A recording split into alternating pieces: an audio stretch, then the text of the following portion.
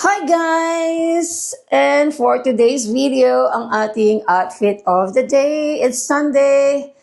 Ayan, ano lang tayo, white shirt.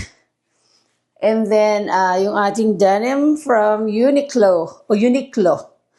And then yung ating para sa ating paa is Birkenstock. Ang Birkenstock guys, napaka-comfy. Comfy niya. So ayan, yan lang ang ating And then yung ating bag, ayan, yung ating bucket bag from, ayan na, nakikita nyo na siya. And then, yung sunglasses ko is from Target. Ito yung nabili ko, ating na-film ko to sa inyo.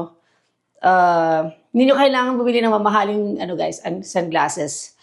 Ayan, $18 lang ito. Ano siya, maganda, comfy. Ayan, di ba?